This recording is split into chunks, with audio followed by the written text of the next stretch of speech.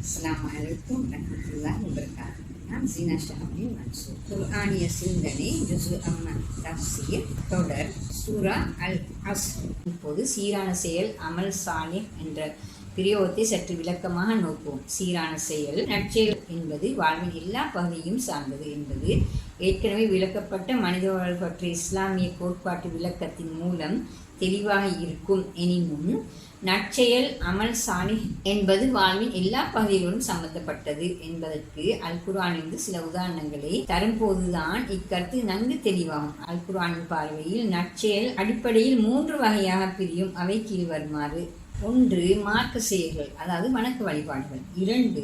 சமூகம் சார் செயல்கள். 3. பிரபஞ்ச பௌதீக உலகம் சார் செயல்கள். அல் குர்ஆனிலும் சுன்னாவிலும் இவற்றுக்கான நிறைய உதாரணங்களை காண முடியுமாயினும் நாம் இங்கே அல் குர்ஆனிலிருந்து மாத்திரம் சில உதாரணங்களை தருகின்றோம். வணக்க வழிபாடுகள் நற்செயல்கள் என்பது விளக்க தேவையில்லாத அளவுக்கு மிக தெளிவானது. தொழுகை, நோன்பு, ஹஜ், திக்ர், இறைஞாபகம், தஸ்லீம், இறைவனை துதி செய்தல் என்பவை பற்றி அல் குர்ஆன் பல இடங்களில் பேசியுள்ளவை தெளிவானது விடயமாகும். சமூகம் சார் செயல்களை பொறுத்தவரையில் ஆரம்பத்திலேயே நாம் அவதானிக்கத்தக்க விடயம் ஜக்காத் ஆகும். அது ஒரு வணக்கம் என கருதப்பட்டாலும் வறுமை ஒழிப்புக்கான ஒரு பொருளாதார ஒழுங்கு அது என்பது ஏற்றுக்கொள்ளப்பட்ட உண்மையாகும். இது சுன்னாவின் கருத்துப்படி இஸ்லாத்தை சுமந்து நிற்கும் 3வது தூணாகும். இவ்வாறு ஒரு சமூக பொருளாதார செயற்பாடு இஸ்லாத்தை பொறுத்தவரை மிக உயர்ந்த ஒரு அமல் சாலிஹ் நற்செயலாக கருதப்படுகிறது. அல் குர்ஆனின் மிக நீண்ட வசனம் கடன் பற்றிய வசனம். அத்தியாயம் அல் பக்ராவின் 282வது வசனமாக அது அமைந்துள்ளது. இதுவும் ஒரு சமூக செயற்பாடாகும். இதனை அடுத்து வரும் வசனம் அடகு வைத்தல் சம்பந்தப்பட்டதாகும். குடும்ப வாழ்வோடு சம்பந்தப்படும் வசனங்கள் பக்ரா, நிசா, தலாக், அஹ்ஸாப் போன்ற பல அத்தியாயங்களில் காணப்படுகின்றன. இதுவும் சமூகம் சார்ந்த பகுதி என்பது தெளிவு. இனி பௌதீக உலகு பிரபஞ்சம் சார் செயல்களுக்கு சில உதாரணங்களை தருவோம். இங்கு நாம் அல் குர்ஆனில் முதன்மையாக அவதானிக்கத்தக்க விடயம் என்னவெனில், அது பல அத்தியாயங்களில் இப்பிரபஞ்சம் உங்களுக்கு கட்டுப்படுத்தப்பட்டு தரப்பட்டுள்ளது, நீங்கள் அதனை பயன்படுத்திக் கொள்ளுங்கள் என வலியுறுத்தியுள்ளமையாகும். உதாரணத்துக்கு கீழ்வரும் வசனங்களை நோக்குவோம். பானங்கள் பூமியில் உள்ளவற்றை அல்லாஹ் உங்களுக்கு வசப்படுத்தி தந்துள்ளான் என்பதனையும், வெளிப்படையாகவும் மறைமுகமாகவும் அவனது அருள்களை உங்கள் மீது சொரிந்துள்ளான் என்பதனையும் நீங்கள் அவதானிக்கவில்லையா? அல் குர்ஆன் அந்த கப்பலை பொறுத்தவரையில் அது கடலில் தொழில் புரியும் ஏழைகளுக்கு சொந்தமானவை. 18வது சூரா 79வது வசனம். வரவிருந்த பெரும் பஞ்சம் ஒன்றிலிருந்து மக்களை காப்பாற்ற யூசுப் அலைஹிஸ்ஸலாம் அவர்கள் விவசாய பகுதிக்கான பொறுப்பை தன்னிடம் விடுமாறு மன்னனிடம் கேட்கும் நிகழ்வை அல் குர்ஆன் குறிப்பிட்டு காட்டுகிறது.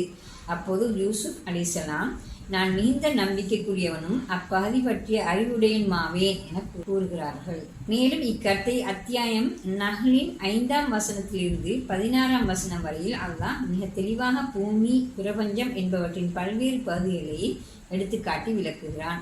இப்பின்னணியில் நஷ்டத்திலிருந்து தப்ப அல்லது வெற்றிகரமான வாழ்வை பெற அமல் சாலிஹ் என்பதை இங்கு அத்தியாயம் ஒரு சர்த்தாக கூறும்போது அமல் சாலிஹ் பற்றிய இக்கோட்பாட்டு பின்னணியிலேயே கூறுகிறது. அமல் சாலிஹ் சீரான செயல் என்பதை அல் குர்ஆன் விளக்கும் இவ்வெல்லா பகுதிகளோடும் ஒரு சமநிலையில் கடைபிடிக்கும் போதே வெற்றிகரமான வாழ்வுக்கான ஒரு சர்த்து பூர்ணமாகுது என இதனுடைய புரிந்து கொள்ள முடிகிறது.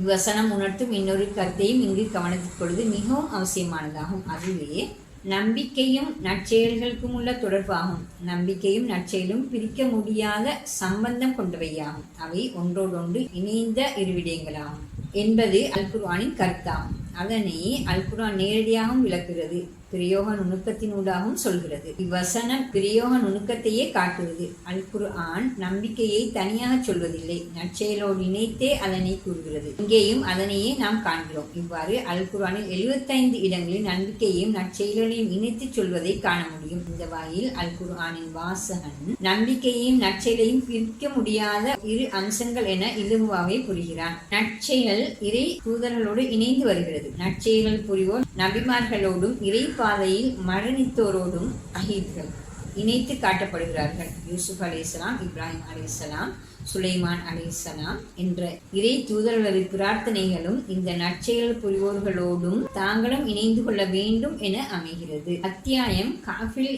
இணை வைத்தலை தவிர்த்தல் என்ற கருத்தோடு நற்செயலை அல் குர்ஆன் இணைத்து சொல்கிறது. யார் தனது இரட்சகனை சந்திக்க வேண்டுமென்ற எதிர்பார்ப்பை வைக்கின்றாரோ அவர் நற்செயல்கள் செய்யட்டும்.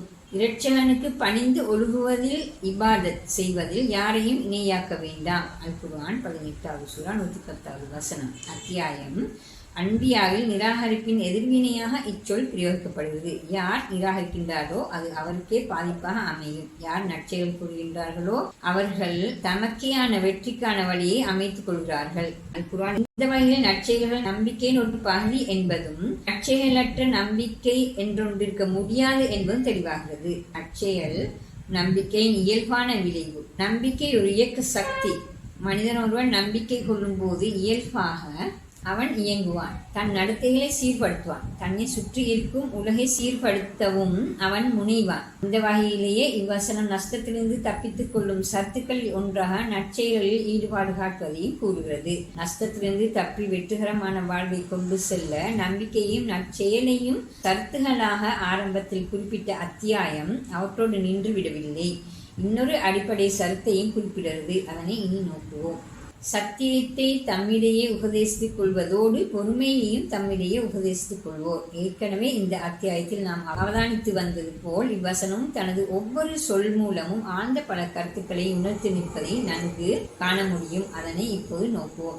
தம்மிடையே பரஸ்பரம் உபதேசித்துக் கொள்ளல். சத்தியத்தை சுமக்கவும் காக்கவும் வளர்க்கவும் ஒரு சமூகத்தாலேயே முடியும். ஒரு தனி மனிதனால் அதனை சாதிக்க முடியாது. இந்த உண்மையையே இப்பிரயோகம் சுட்டிக்காட்டுகிறது. இந்த வகையில் மக்காவின் காலப்பிரிவிலேயே இஸ்லாத்தின் நிலைப்பாட்டுக்கு சமூகத்தின் அவசியத்தை அல் குர்ஆன் விளக்கியுள்ளமை அவதானிக்கக்கூடியதாகும். பரஸ்பரம் உபதேசித்தல் என்ற பிரயோகம் அதன் பொருள், இயல்பு என்பவற்றை நோக்குகையில் இச்சொல்லினுடைய இறுக்கமான தொடர்பும் பிணைப்பும் கொண்ட சமூகம் தெளிவாக தெரிகிறது. ஒவ்வொரு தனி மனிதனுமே சத்தியத்தை காக்கும் பொறுப்பை ஏற்கிறான் எனவும் இவ்வசனம் கூறுகிறது. பரஸ்பரம் ஒருவருக்கொருவர் உபதேசித்துக் கொள்ள வேண்டும் என்ற இவ்வசனத்தின் பிரயோக ஒழுங்கு இதனை காட்டுகிறது. உபதேசத்துக்கு அப்பாற்பட்டு உயர்ந்த தரத்தில் உள்ளவர் யாரும் இல்லை. அவ்வாறே உபதேசிக்க தகுதியற்றவர் என காணத்தக்க மிக சாதாரண மனிதரும் யாரும் இல்லை. எல்லோரும் உபதேசம் பெறவும் உபதேசம் செய்யவும் தகுதியானவர்களே. அடிமட்டத்திலிருந்து உயர்மட்டம் வரை அனைவரும் சத்தியத்தை பாதுகாப்பதில் முனைப்புடன் இருக்க வேண்டும் எனவும் பிரயோகம் உணர்த்துகிறது. பரஸ்பரம் உபதேசித்துக் கொள்ள என்ற பிரயோகத்தை ஒரு முறை பாவித்து சத்தியத்தையும் பொறுமையையும் பரஸ்பரம் உபயோகித்துக் கொள்ளல் என சொல்லி இருக்கலாம். ஆனால் 2 முறை ஒரே சொல்லை திருப்பி திருப்பி இவ்வசனம் பிரயோகித்துள்ளது. சத்தியம், பொறுமை என்ற 2 பெருமானங்களுக்குமான தனியான முக்கியத்துவத்தை எடுத்துக்காட்டுவதே இதன் நோக்கமாக இருக்க வேண்டும். சத்தியத்தை உபதேசித்தல் என்பது ஒரு விடயம், அது தனியாக நோக்கப்பட வேண்டியதாகும். பொறுமையை உபதேசித்தல் என்பதும் வாழ்வில் ஒரு தனியான பகுதியாகும். எனவே அதுவும் தனியாக நோக்கப்பட வேண்டும். இந்த உண்மையை உணர்த்தும் வகையில் அமைந்த பிரயோக ஒழுங்கே இதுவாகும். இனி சத்தியம், பொறுமை என்ற 2 பெருமானங்களை நன்கு விளங்கி அதனோடு இணைந்து பரஸ்பரம் உபதேசித்தல் என்ற கருத்தை நோக்குவோம்.